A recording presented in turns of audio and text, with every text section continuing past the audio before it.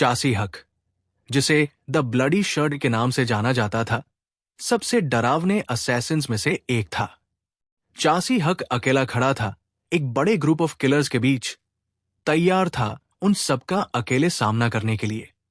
उसने अपना decision announce किया था रिटायर होने का और सब कुछ छोड़ देने का। एक आदमी दूर से ये सीन देख रहा था, सोच रहा था क्या उसे अभी मार देना चाहिए। चासी हक तेजी से हिला, अपना वेपन उठाया बैटल की तैयारी में। उसी वक्त दूसरा आदमी भी मूव हुआ, लेकिन तभी ऑर्गेनाइजेशन के हेड ने हाथ उठाया, सबसे कहकर कि उसे अकेला छोड़ दो। उसने अपनी इच्छा जताई कि वो अपने लोगों का खून नहीं बहाना चाहता। हीरो ने अपना काम खत्म करके बस पकड़ी घर जाने के लिए। चासी हक ने फोन पर अपनी वाइफ से बात की, अपने होने वाले बच्चे के बारे में पूछा और बताया कि वो दोनों को कितना मिस करता है। उसकी वाइफ ने प्यार से जवाब दिया कि उसके पेट में जो बेबी है वो जैसे इंतजार कर रहा है उसके वापस आने का। फिर हंसी और पूछा, तुम अभी क्या कर रहे हो? उसने बताया कि वो उनके होने वाले बच्चे की अल्ट्रासाउंड इमेज को देख रहा है। अचानक एक अजीब आदमी आया, छुरी लेकर चासी हक पर पीछे से अटैक करने जा रहा था। चासी हक ने लाइटनिंग स्पीड से अटैक डॉज किया। अटैकर बस की सीट के पीछे छुप गया। वाइफ ने फोन पर अजीब आवाज सुनी और पूछा क्या हो रहा है। पैसेंजर्स घबरा गए और पुलिस को बुलाने लगे, जबकि चासी हक शांत था और अटैकर का सामना कर रहा था। अटैकर ने पैसेंजर्स से कहा कि कोई आवाज न करें और सबको बस से उतरने को कहा। उसने छुरी चासी हक की तरफ तानी और कहा कि वो अकेला रहे। चासी हक ने अपनी वाइफ से कहा कि वो बाद में कॉल करेगा। फिर अटैकर ने दोबारा अटैक किया चासी हक पर, जो शांत और स्थिर खड़ा था। चासी हक ने इजीली अटैकर का स्ट्राइक ब्लॉक किया, फिर एक पावरफुल मूव से अटैकर को जमीन पर फेंक दिया। अटैकर जोर से जमीन पर गिरा, चासी हक के ब्लो से। वो दर्द से करा उठा। चासी हक ने पूछा, तुम कौन हो? तुम्हें किसने भेजा? अटैकर ने मजाक उड़ाते हुए जवाब दिया कि चासी हक उसे नहीं जानता और हिंट दिया कि कंपनी के एम्प्लॉइज ही उसके पीछे पड़े हैं। चासी हक हैरान रह गया ये सुनकर कि उसके कोलीग्स ही उसका खून चाहते हैं। अटैकर ने धमकी दी कि अगर चासी हक ने कंपनी छोड़ी तो वो जिंदा नहीं बचेगा। चासी हक ने अपनी वाइफ को फोन करने की कोशिश की, लेकिन कॉल नहीं जा रही थी। वो घबरा गया और टेंशन में अपनी वाइफ का नाम मिजू लिया। घर पर उसकी वाइफ खाना बना रही थी, चाह रही थी कि उसका पति जल्दी घर आए। अचानक डोरबेल बजी और वो देखने गई कौन है, सोचती हुई विजिटर कौन हो सकता है। एक अजीब आदमी ने जवाब दिया कि वो उसके हस्बैंड का कोलीग है और उसके रिटायरमेंट से रिलेटेड कुछ देने आया है। वाइफ हैरान हो गई और क्वेश्चन से भर गई। चासी हक की वाइफ घर के अंदर गई उस अजीब आदमी से दूर जाने के लिए, लेकिन वो डर के मारे गिर गई। उसने हाथ बढ़ाकर उस आदमी से रहम की भीख मांगी, लेकिन वो ठंडे चेहरे के साथ उसके पास खड़ा था। आदमी आगे बढ़ा और छुरी उसके गले के पास रखी, उसे धमकाने लगा। चासी हक तेजी से घर की तरफ दौड़ा। उसे महसूस हो रहा था कि कुछ बुरा होने वाला है। उसने अपनी वाइफ को दोबारा कॉल किया, लेकिन कॉल नहीं जा रही थी। वो एंजाइटी और डर से भर गया। उसने देखा कि फ्लोर पर कुछ निशान हैं जो दिखाते हैं कि कोई घर में घुसा है। वो धीरे धीरे अंदर गया, बिना आवाज के उन निशानों का पीछा करता हुआ। वो शॉक में आ गया जब उसने देखा कि वही स्ट्रेंज आदमी बैठा उसका इंतजार कर रहा था। उस आदमी ने कहा कि उसे नहीं पता था कि चासी हक का बच्चा होने वाला है। उसने कहा कि बच्चा ही अकेली वजह नहीं थी चासी हक के बिट्रेल की, लीडर के खिलाफ। वो कह रहा था कि जो चासी हक वो जानता था, वो ऐसे मामलों की परवाह नहीं करता। चासी हक ने देखा कि फ्लोर पर एक बड़ा ब्लड स्टेन था और पूछा कि क्या लीडर को पता है जो ये सब हो रहा है। स्ट्रेंज आदमी ने जवाब दिया कि ये उसका अपना डिसीजन था और कहा कि क्वेश्चंस पूछने की जगह चासी हक अंदाजा लगाए उसका इरादा क्या है। उसने मजाक उड़ाते हुए पूछा, क्या टारगेट वाकई मर गया है? चासी हक की आंखों में गुस्सा भड़क उठा और उसके चेहरे पर बैटल के लिए तैयारी दिखने लगी। स्ट्रेंज आदमी के हेंचमैन ने चासी हक पर अटैक किया, लेकिन उसने तेजी से सबका सामना किया। उसने एक को डिसआर्म किया और पावरफुल ब्लो दिया। चासी हक ने स्किलफुली ग्रुप से फाइट की, तेजी से ब्लोस मारे। एक अटैकर बुरी तरह से चोटिल हो गया चासी हक के कॉम्बैट स्ट्रेंथ से। चासी हक थोड़ा स्टेयर्स की तरफ रिट्रीट किया, बाकी अटैकर से बचने के लिए। एक और अटैक का उपयोग करके उसने एक अटैकर को पकड़ लिया और जोर से मारा, जिससे गहरी चोट लगी। चासी हक तेजी से स्ट्रेंज मैन की तरफ दौड़ा, जो दूर से सब देख रहा था, लेकिन उसे एक और अपोनेंट ने जोर से किक मारी, जिससे वो पीछे गिरा। लेकिन सिचुएशन फिर बदली और चासी हक ने अटैक रिज्यूम किया। वो शांत से आगे बढ़ा बैलेंस पाने के बाद। स्ट्रेंज मैन शांत हंसी के साथ बोला, अब तू वैसे ही लग रहा है जैसा मैं तुझे जानता था। चासी हक पूरे खून में भीगा खड़ा था और उस आदमी ने उसे उसके कुख्यात नाम द ब्लडी शर्ट से बुलाया। स्ट्रेंज मैन ने तैयारी की बैटल के लिए और बोला, अब मेरी बारी है खेलने की। उसने तेजी से अटैक किया और फियर्स ब्लोज चासी हक की तरफ मारे। उसने छुरी से चासी हक पर वार किया, जो उसने बचने की कोशिश की और फियर्स तरीके से फाइट बैक किया। चासी हक वायलेंट और पावरफुल तरीके से फाइट करता रहा स्ट्रेंज मैन से, स्किलफुली उसके अटैक्स को डिफ्लेक्ट करता रहा। हीरो ने एक स्ट्रॉन्ग मूव लॉन्च किया, अपने अपोनेंट को हवा में उठाकर जोर से जमीन पर पटक दिया। अपोनेंट दोबारा उठने की कोशिश कर रहा था, लेकिन चासी हक ने उसे फिर से जोर से मारा। दोनों के बीच इंटेंस फाइट जारी थी। फियर्स ब्लोज एक्सचेंज हो रहे थे। स्ट्रेंज मैन के गले पर गहरी चोट दिखी और उसे दर्द होने लगा। वो अपना बैलेंस बनाए रखने की कोशिश कर रहा था, एक डिफाइंट स्माइल के साथ, लेकिन सीरियस चोट के बावजूद वो अटैक करता रहा। उसने डेडली स्ट्राइक्स मारे चासी हक पर, जिससे वो धीरे धीरे रिट्रीट करने लगा। अपोनेंट इंटेंस पेन में था, लेकिन फिर भी चासी हक को वर्ड से चैलेंज करता रहा।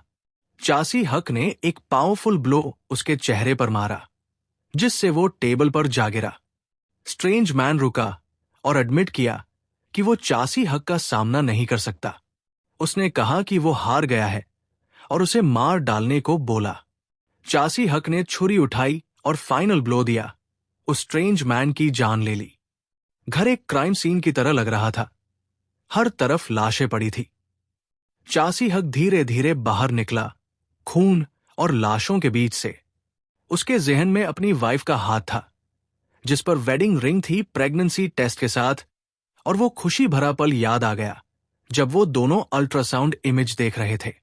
फिर उस वक्त की तस्वीर सामने आई जब वो अपनी मर्डर्ड वाइफ के सामने खड़ा था, उसकी मौत पर शोक में, जो उसकी वजह से हुई थी। सीन शिफ्ट होता है फ्यूनरल होम में, जहां उसकी वाइफ की तस्वीर रखी है। चासी हक उसके कास्केट के सामने खड़ा है। तब उसके पास एक फोन कॉल आता है। फोन पर उसने किसी से कहा, कुछ एम्प्लॉइज मेरे घर घुस आए थे। उसने पूछा कि क्या उसने उन एम्प्लॉइज को मारा था। चाशी हुक ने साफ साफ जवाब दिया कि हां, उसने उन्हें मारा था। कॉलर ने चाशी हुक से माफी मांगी, कहकर कि ये उसके बेवकूफ सबॉर्डिनेट्स की गलती थी। ऑर्गेनाइजेशन के लीडर ली क्वांग वान ने कहा कि चाहे कोई इंसान बेवकूफ हो, वो फिर भी परिवार का हिस्सा होता है, लेकिन अब उसके पास कोई चॉइस नहीं थी। लीडर ने चाशी हुक को वार्न किया कि असैसिन्स उसे मारने के लिए आ रहे हैं। चाशी हुक ने ठंडे लेकिन मजबूत लहजे में जवाब दिया कि इसकी जरूरत नहीं है।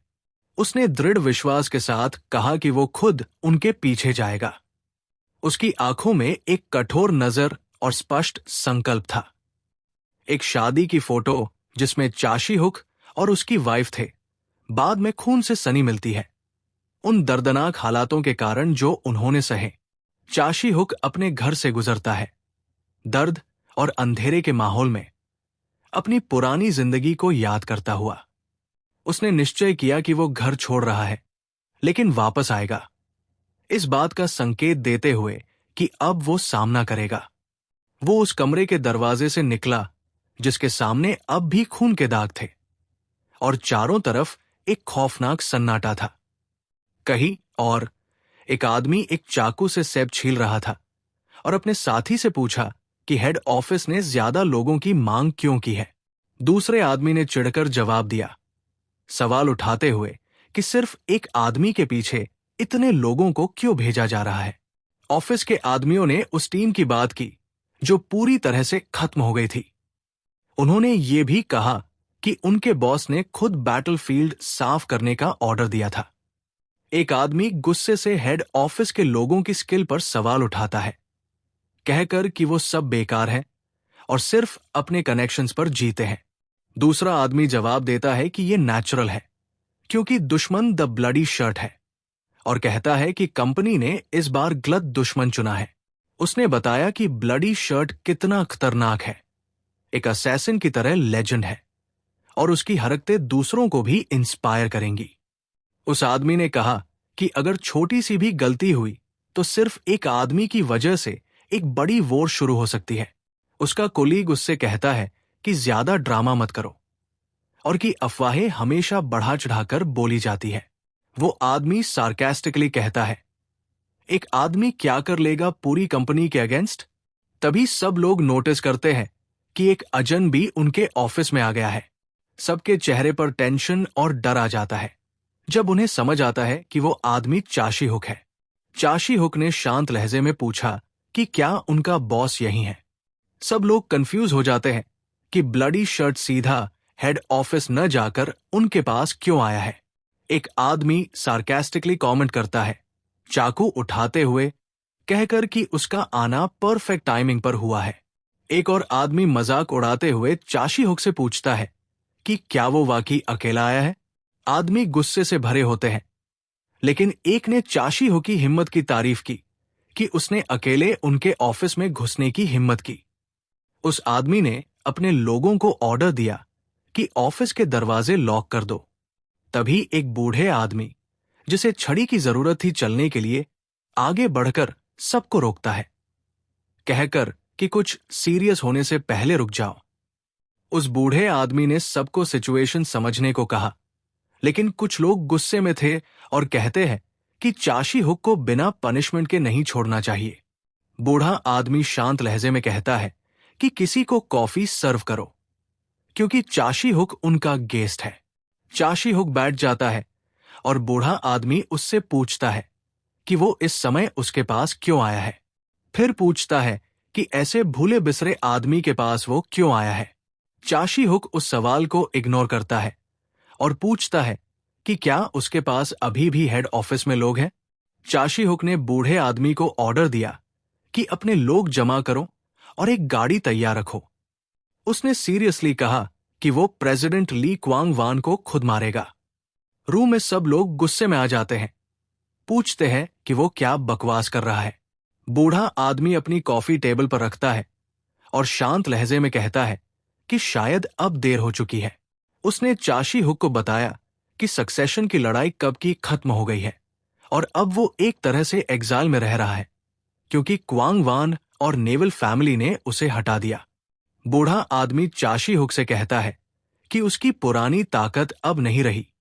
फिर कहता है कि अगर उसके लोग उसे क्वांग वान के हवाले कर दें तो उनके लिए बेहतर होगा। चाशी हुक धीरे से उस बूढ़े आदमी को गाली देकर कहता है, बास्टर्ड।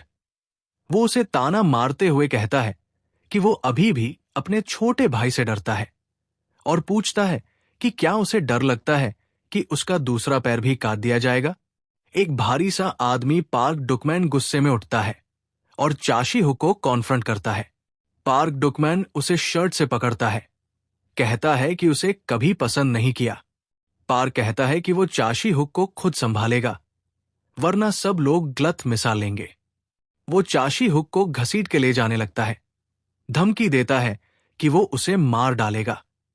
लेकिन जैसे ही वो बाहर पहुंचने वाले होते हैं, चाशी हुक अचानक पार्क डुकमैन को पीछे से चाकू मार देता है। फिर वो चाकू उठा के फिर से वार करता है, जब तक पार्क डुकमैन शॉक में रहता है। चाशी हुक आगे बढ़ता है, तेजी और गुस्से के साथ, और पार्क डुकमैन पर हमला करता है। ऑफिस के लोग शॉक में चिल्लाने लगते हैं, पार्क डुकमैन घुटनों के बल गिर जाता है, जोर से चिल्लाता है जब उसे एक और वार मिलता है। चाशी हुक ने उसे घसीट के सबके सामने ला दिया। सब लोग डर से जम गए थे। चाशी हुक ने अपना खौफनाक और खूनी हमला जारी रखा।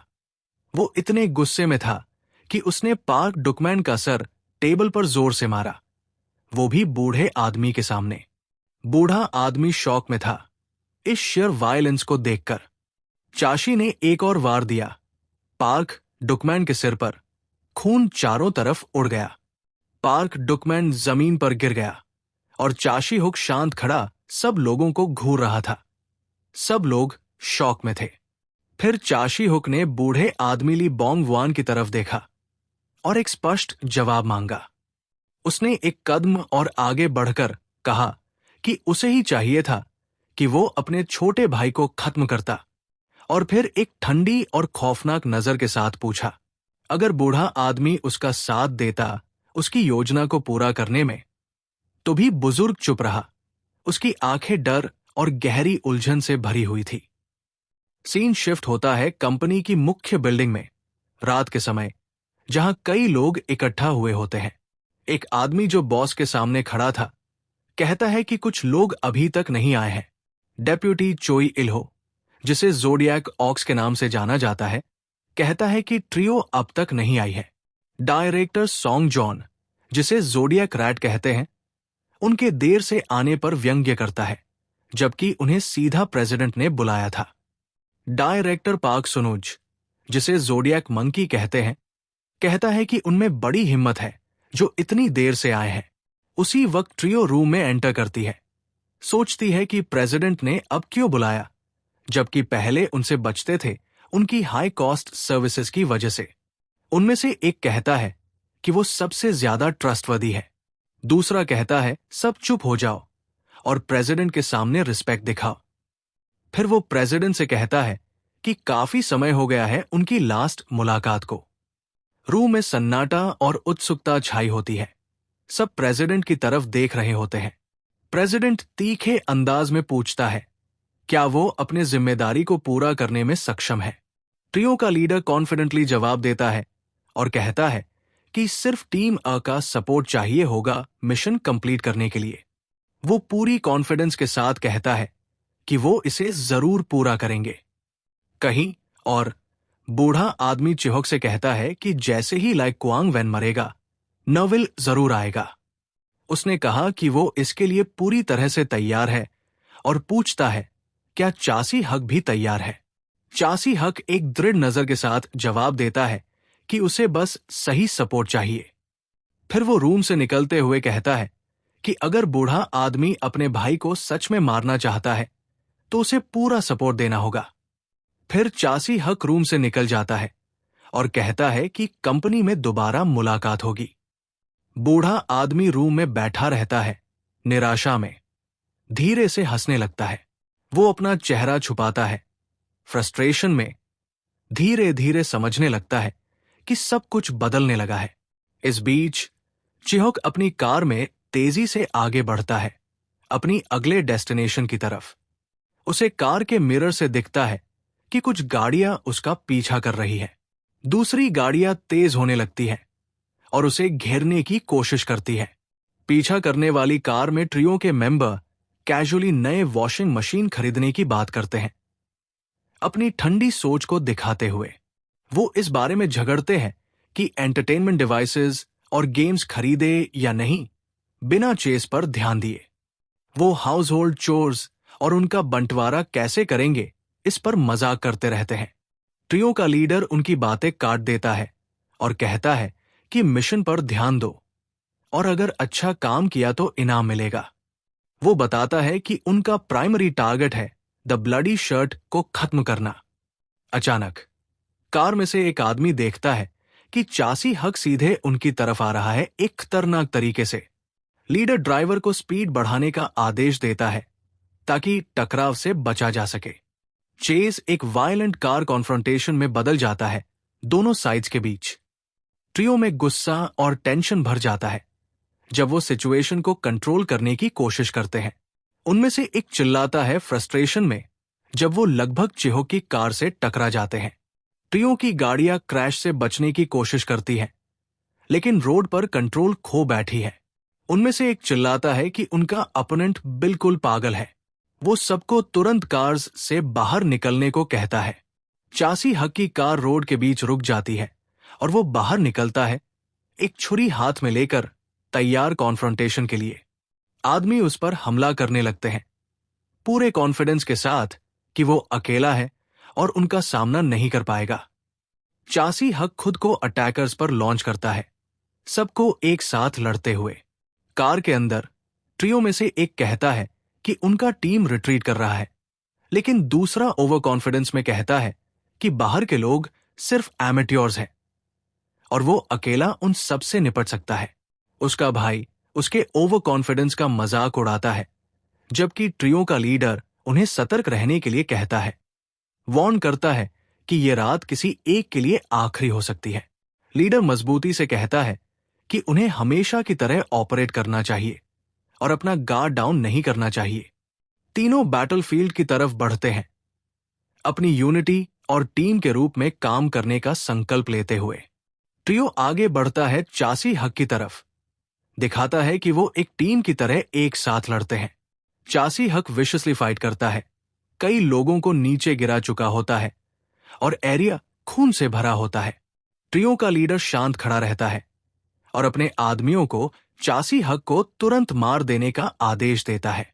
ट्रियो चासी हक की तरफ चार्ज करता है, एक हाईली कोऑर्डिनेटेड और डेंजरस असॉल्ट के साथ। पर चासी हक पहले से जानता था कि ये तीनों अपने सिंक्रोनाइज्ड अटैक्स के लिए मशहूर हैं, जिससे बहुत सावधानी से डील करना होता है। ट्रियो एक पावरफुल और वेल कोऑर्डिनेटेड अटैक इनिशिएट करता है, जो रोकना मुश्किल होता है। उनकी स्किल्स क्लियरली दिखाई देती हैं, उनके यूनिफाइड और साइमल्टेनियस ऑफेंसिव में।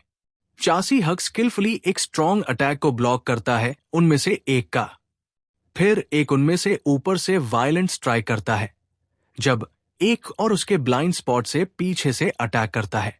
चासी हक को पीठ पर एक सीरियस चोट लगती है इस सरप्राइज अटैक से। वो बुरी तरह से घायल हो जाता है, उसके शरीर से खून बह रहा होता है। अटैकर कहता है कि ये सिर्फ शुरुआत है। चोट लगने के बावजूद चासी हक काउंटर अटैक करता है और अटैकर को जोर से जमीन पर फेंक देता है। ट्रियो में से एक का वेपन जमीन पर गिर जाता है जब वो फाइट के दौरान कंट्रोल खो देता है। पीठ पर गहरी चोट के बावजूद चासी हक मुश्किल से खड़ा रहता है, समझ जाता है कि फाइट को खींचना उसके लिए खतरनाक हो सकता है। इस बीच ट्रियो फाइट को जल्दी खत्म करने की कोशिश करता है, चासी हक की सीरियस इंजरी का फायदा उठाते हुए। ट्रियो एक दूसरे का हाल पूछता है और सिचुएशन का मजाक उड़ाता है, जबकि उनमें से एक ग्राउंड से उठने में संघर्ष कर रहा होता है। उनमें से एक गुस्से में चिल्लाता है और कहता है कि बाकी लोग चासी हक को तुरंत खत्म करें, टाइम वेस्ट न करें। फिर एक और कोऑर्डिनेटेड अटैक शुरू होता है, जिसमें डुओ चासी हक पर तेज गति से चार्ज करते हैं। चासी हक एक जॉइंट अटैक का सामना करता है, जो बहुत तेज और पावरफुल होता है। ट्रियो में से एक अपने वेपन के साथ तेजी से चासी हक की तरफ बढ़ता है। वो गुस्से में चिल्लाता है और चासी हक पर फ्रेंजी में अटैक करता है। चासी हक स्ट्राइक को अवॉइड नहीं कर पाता और उसके थाई में चोट लगती है। ट्रियो एक और ग्रुप अटैक लॉन्च करता है चिहुक पर, उसकी कई चोटों का पूरा फायदा उठाते हुए। बैटल इंटेंसली चलती रहती है, दोनों तरफ से वायलेंट ब्लोज एक्सचेंज होते हैं अपर हैंड लेने के लिए। चासी हक खुद को बहुत कमजोर महसूस करता है भारी खून के लॉस की वजह से, और समझ जाता है कि अगर फाइट ऐसे ही चली तो वो ज्यादा देर तक नहीं टिक पाएगा। उसे महसूस होता है कि ट्रियो में से दो उसे डिस्ट्रैक्ट कर रहे हैं, जबकि तीसरा उसके ब्लाइंड स्पॉट में से अटैक करने की तैयारी कर रहा है। उसे एहसास होता है कि एक पल की भी दिक्कत उसके लिए मौत बन सकती है। उसकी तीखी नजर किसी भी अपॉर्चुनिटी की तलाश करती है जिसे वो एक्सप्लॉइट कर सके। ट्रियो का अटैक और ज्यादा इंटेंस हो जाता है जब वो कोऑर्डिनेट करते हैं उसे जल्दी से गिराने के लिए। चासी हक प्रेशर के नीचे सही मोमेंट की तलाश में रहता है। उन्हें में से एक पूछता है, इस लड़ाई के बाद वो क्या करेंगे? इस बारे में सोच ही रहे थे, लेकिन उसके भाई ने उसे याद दिलाया कि चासी हक की कमजोरी को देखकर भी लापरवाही मत करना। चासी हक ने ट्रियो में से एक के जोरदार वार को भी डॉज कर लिया। तेज और खतरनाक हमला चल रहा था और ट्रियो में से एक को लग रहा था कि यह लड़ाई तो साफ उनके हक में होनी चाहिए, लेकिन एक पेशेवर कातिल के तौर पर उसकी इंस्टिंक्ट्स उसे चेतावनी दे रही थी कि उनका दुश्मन बहुत खतरनाक है। उसे एहसास हुआ कि चिहो की आंखों में जो जानलेवा नजर थी वो दिखा रही थी कि वो अभी भी एक बड़ा खतरा है। चीही हक एक घायल शेर की तरह लड़ रहा था। उसकी नजरें बस अपने दुश्मनों को हर हाल में खत्म करने पर टिकी थी। ये देखकर ट्रियो में से एक हैरान रह गया कि चिहो की हालत इतनी गंभीर और मौत के करीब होने के बावजूद वो इतनी ताकत और वहशीपन से लड़ रहा था। उसे महसूस हुआ जैसे वो मौत की खाई के किनारे लड़ रहे हों, और अब समझ में आया कि वो कितनी खतरनाक सिचुएशन में फंस चुके हैं। उन्होंने तय किया कि अब और होशियारी से आगे बढ़ना होगा और चासी ह्यूग पर लापरवाह हमला करने से बचना होगा। ट्रियो में से एक गुस्से और झुंझलाहट में चिल्ला उठा, चासी हक को मारना इतना मुश्किल क्यों है? तभी उनके लीडर ने अपने छोटे भाई को जोर से चिल्लाकर चेतावनी दी, क्योंकि वो बिना सोचे समझे आगे बढ़ गया था। लेकिन उसका ये जल्दबाजी भरा हमला सीधे उसे चासीहो की पकड़ में ले आया। चीही हक ने उसे एक खतरनाक और जानलेवा पकड़ में जकड़ लिया। वो आदमी दर्द से चिल्लाने लगा जब चासी हक ने उसके ऊपर और भी ज्यादा जानलेवा हमले किए, वो भी उसके दोनों साथियों के सामने। बाकी दोनों ने चिहोक से गुहार लगाई, बस करो और थोड़ी देर के लिए रुक जाओ। उन्होंने अपने हथियार जमीन पर फेंक दिए और हाथ उठाकर सरेंडर कर दिया। चासी हक से उसके छोटे भाई की जान बख्शने की भीख मांगी और वादा किया कि उसे जो चाहिए वो दे देंगे।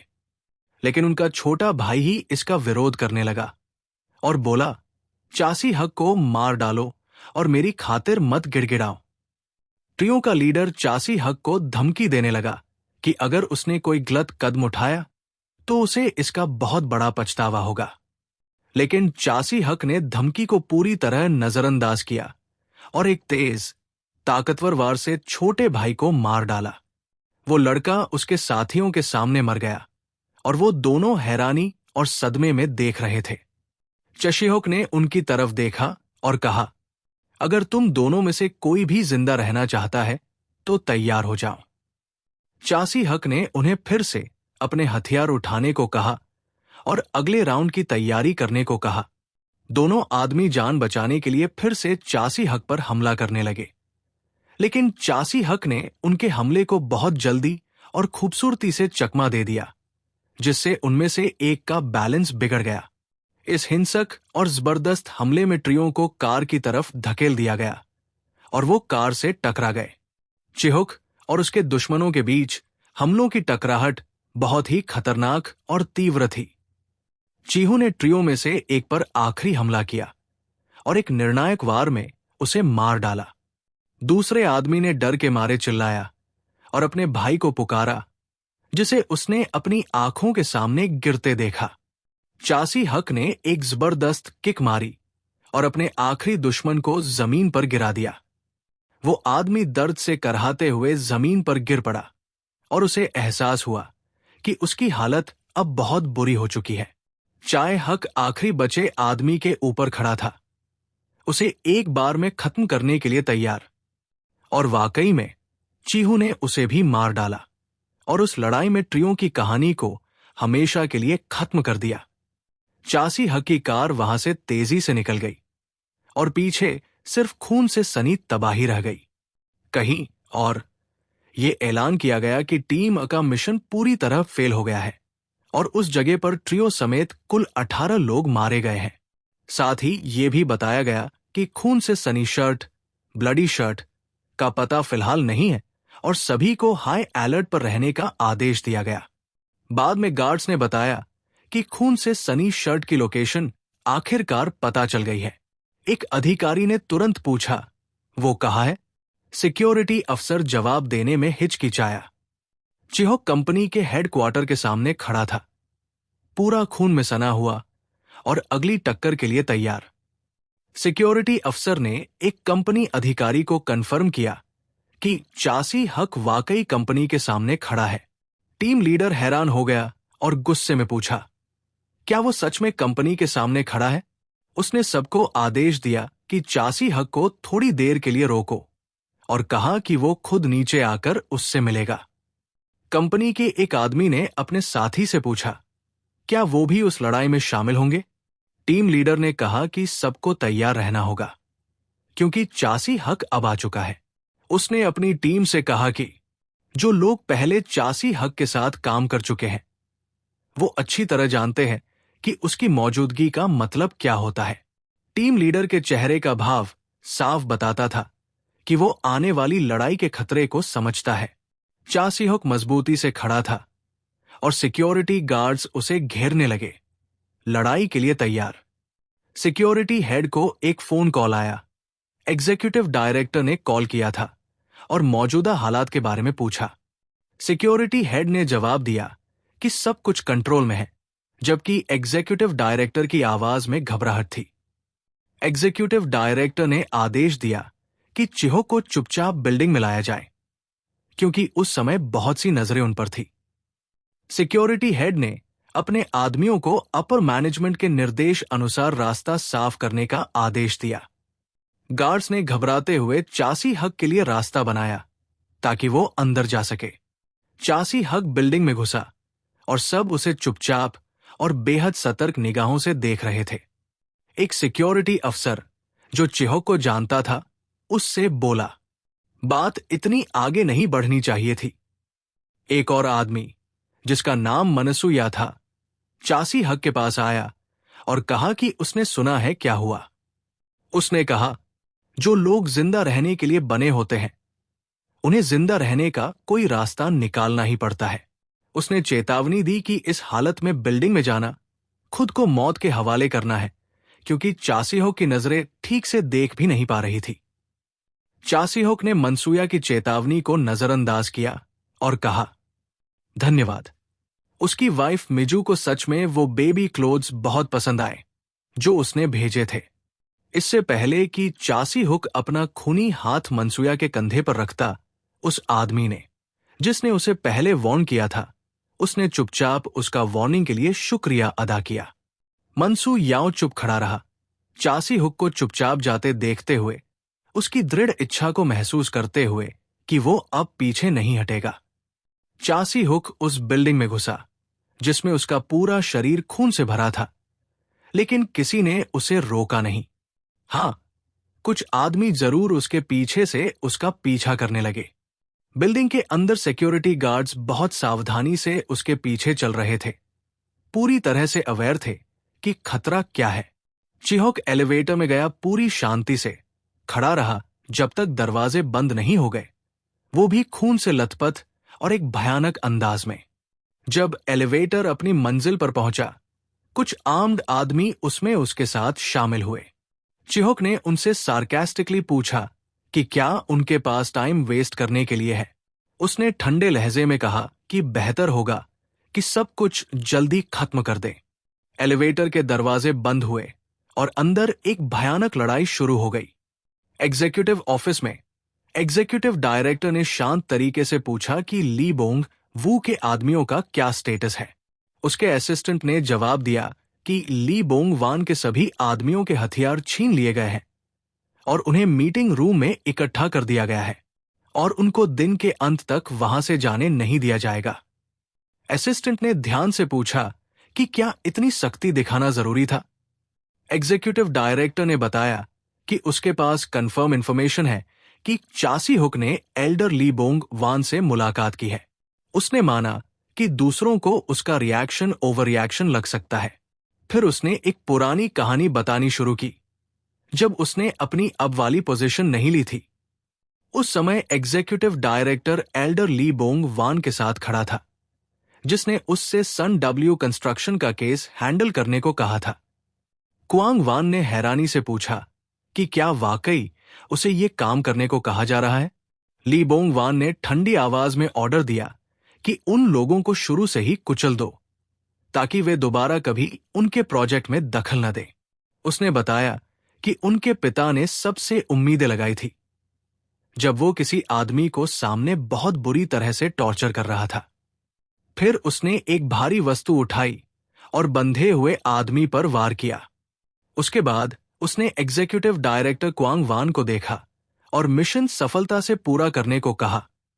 साफ साफ कह दिया कि नाकामी या हिचकिचाहट की कोई जगह नहीं थी। एक दूसरे सीन में क्वांग वान और चिहोक एक बिल्डिंग में आए। क्वांग वान ने कहा कि यह पहली बार है जब वो ऐसी पोजीशन में है। उसने सरप्राइज दिखाया कि एक रुकी को उसका बैकअप बनाया गया है। उस आदमी ने चासी हुक से कहा कि आज कुछ भी न करे, उसकी कैपेबिलिटीज को अंडर एस्टिमेट करते हुए। वो दोनों एक रूम में गए जो लोगों से भरा था।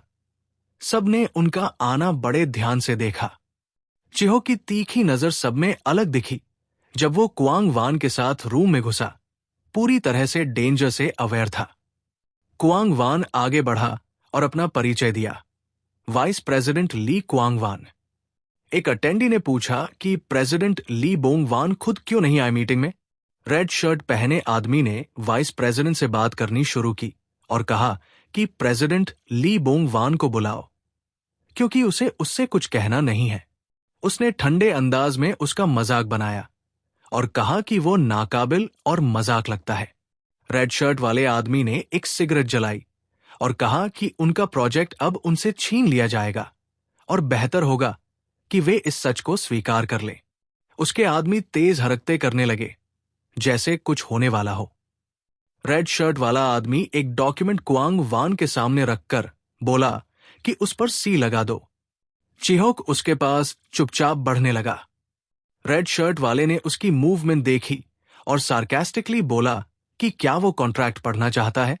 अचानक चासी हुक ने एक कठोर और खूनी हमला कर दिया। सब लोग हैरान रह गए। वाइस प्रेसिडेंट की आंखें खुल गई हैरानी से, जैसे उसने कुछ अनइमेजिनेबल देख लिया हो। चासी हुक ने वाइस प्रेसिडेंट के असिस्टेंट का सर पकड़ के उससे कहा कि ध्यान से सुन और सीख ले। चा ने असिस्टेंट का सर ग्लास टेबल पर बहुत जोर से मारा, जिससे वो टेबल बिखर गया। उसने उस पर लगातार अटैक किया, धमकी भरे शब्दों के साथ।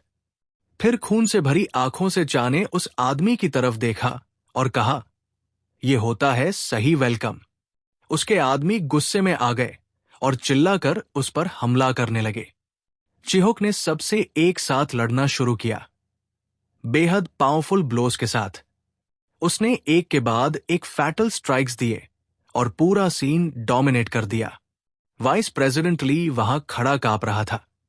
सब देखते हुए एक एक करके आदमी उसके सामने गिर रहे थे। फिर वो एक पेपर लेकर आया जिसमें कई लोगों की पर्सनल डिटेल्स थी और चुपचाप चासी हुक के साथ सीन से चला गया, पीछे सिर्फ लाशें छोड़कर।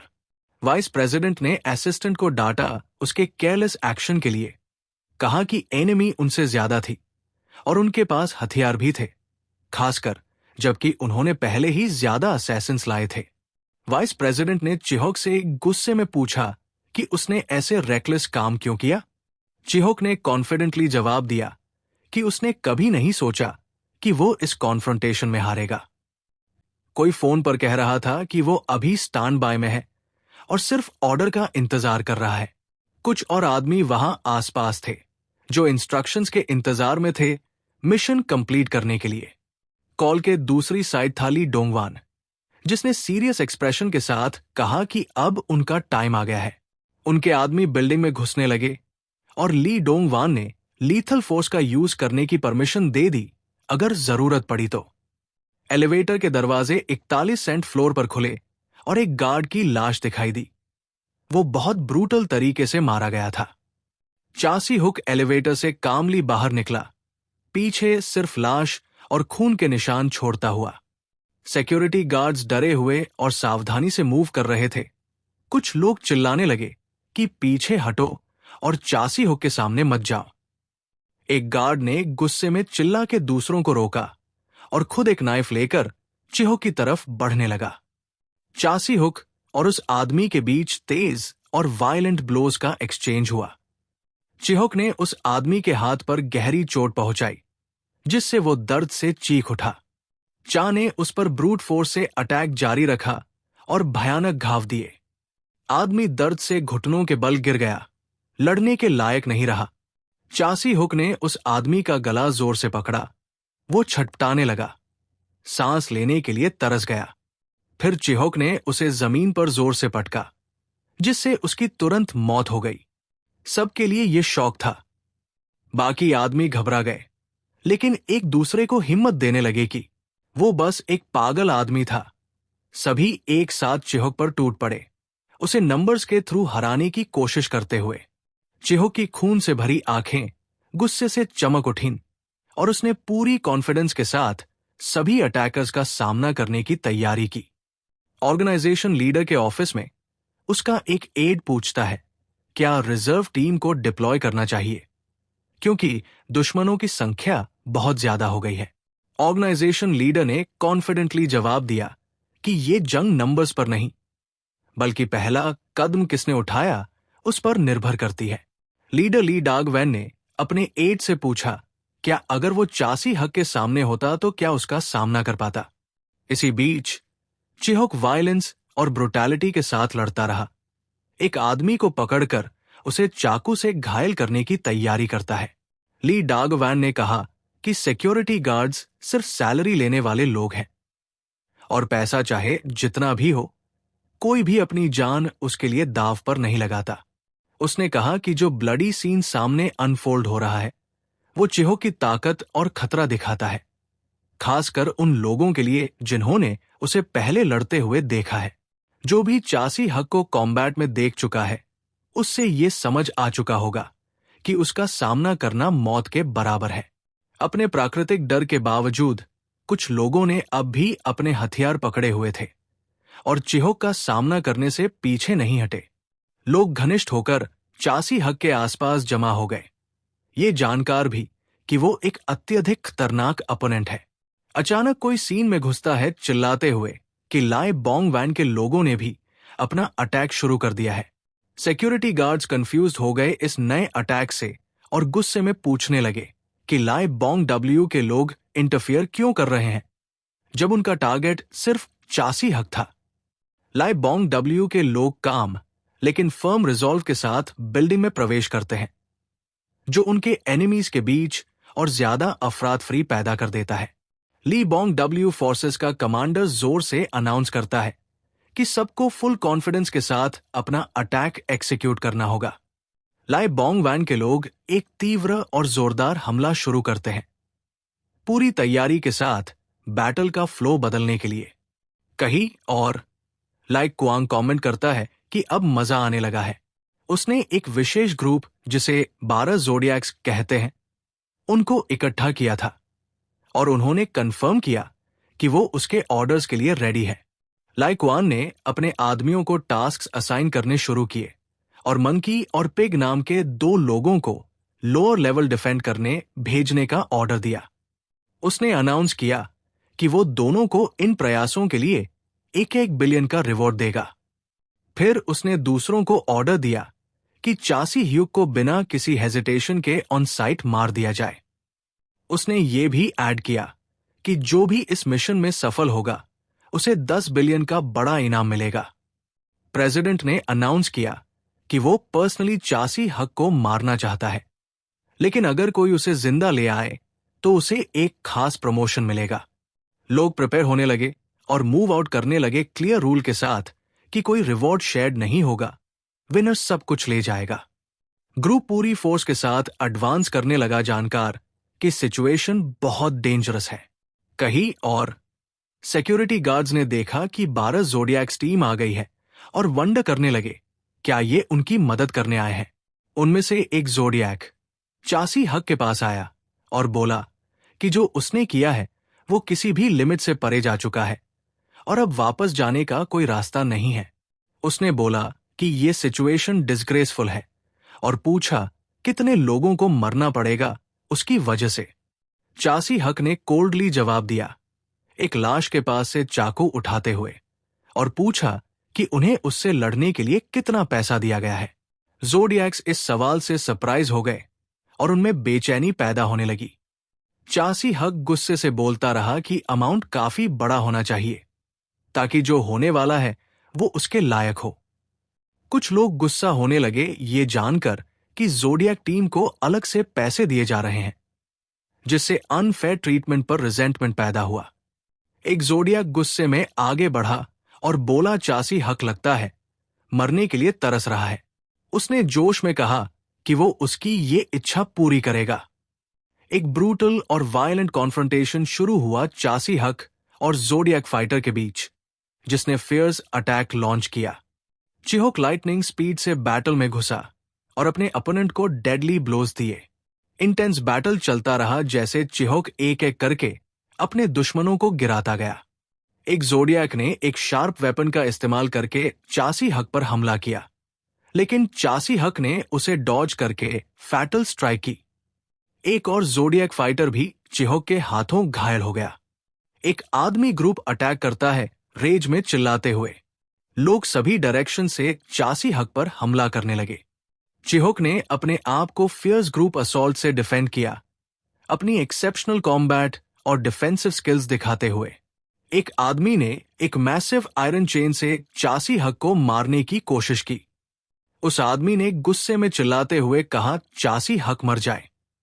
जैसे चेन उसकी तरफ हाई स्पीड से आई, चासी हक ने उस अटैक को स्टनिंग स्पीड से डॉज किया और काउंटर अटैक में उस आदमी के सिर में चाकू मार दिया।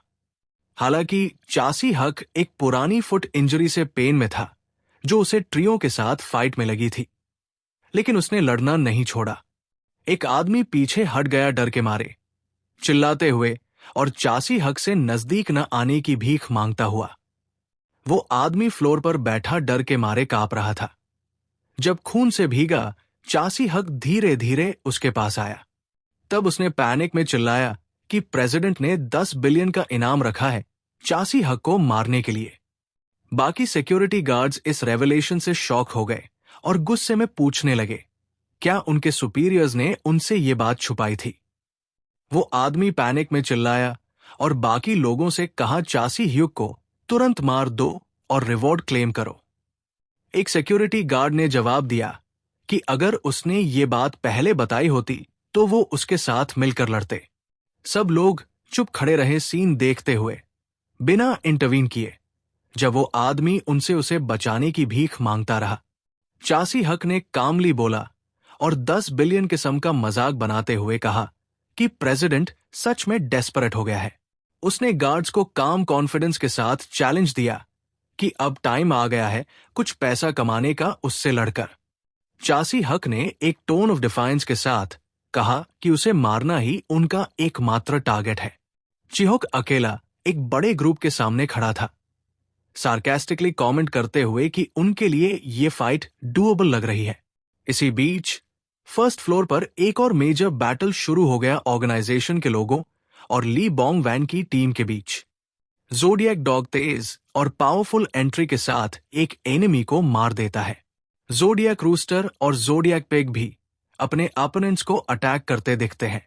वैसा ही ज़ोडिएक मंकी भी अपीयर होता है और एक आदमी को डेडली ब्लो देता है।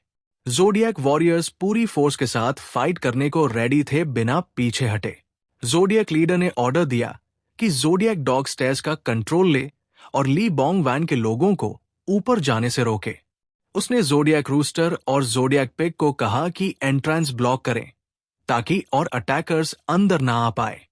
ज़ोडिएक डॉग ने कॉन्फिडेंटली डिक्लेयर किया कि वो इस आदमी को खुद हैंडल करेगा। तभी ली बॉन्ग वैन की टीम से एक मिस्टीरियस आदमी रेड सूट में अपीयर होता है और काम और कॉन्फिडेंट तरीके से बैटल में घुसता है। एलिवेटर के अंदर एक सिक्योरिटी गार्ड ने घबराहट के साथ पूछा, अगर उन्हें सच में लड़ना था? चासी हक, टीम लीडर ने शांत स्वर में जवाब दिया कि प्रेसिडेंट ने चासी हक को मारने के लिए 10 बिलियन का रिवॉर्ड घोषित किया है और यह भी जोड़ा कि जो भी इस मिशन में हिस्सा नहीं लेना चाहता वो साइड हो सकता है। एलिवेटर 41वें फ्लोर पर रुक गया और डोर्स खुल गए। जैसे ही डोर्स खुले, गार्ड्स एलिवेटर से बाहर भाग गए, लड़ाई में जबरदस्त उत्साह के साथ कूद पड़े। एलिवेटर के अंदर एक आदमी शॉक था जब उसने सामने खूनी सीन देखा। लोग जंगली तरीके से लड़ने लगे और जोर जोर से चिल्लाने लगे कि पहले 10 बिलियन का रिवॉर्ड उन्हें मिले। लड़ाई और इंटेंस हो गई जब सब लोग जीतने के लिए पूरी ताकत से चासी हक पर हमला करने लगे। चासी हक एक वायलेंट और बहुत ही खतरनाक हमले का सामना कर रहा था। चारों तरफ से छुरियां उस पर बरस रही थी। उसने महसूस किया कि वो एक ओपन स्पेस में था जहां कोई ऑब्स्टिकल नहीं था कवर लेने के लिए। ऐसी स्थिति में सभी अटैक्स को डॉज करना लगभग नामुमकिन था। चासी हक एक बहुत मुश्किल स्थिति में था, चारों तरफ से घिरा हुआ। सीन उसके लिए बिल्कुल भी फेवरेबल नहीं था। लोग चिल्लाते हुए चासी हक की तरफ दौड़ पड़े, एक्साइटेड होकर कि वे जीत के बहुत करीब है और प्रेशर बनाए रखना होगा उसे मारने के लिए। उन्होंने उसे चारों तरफ से घेर लिया और चीख कर बोले, डाई। जब वो बीच में खून से लथपथ और घायल खड़ा था। एक शॉकिंग पल में एक आदमी ने चासी हक को बचाने और हमला रोकने के लिए इंटरवीन किया। वो आदमी जमीन पर गिर गया।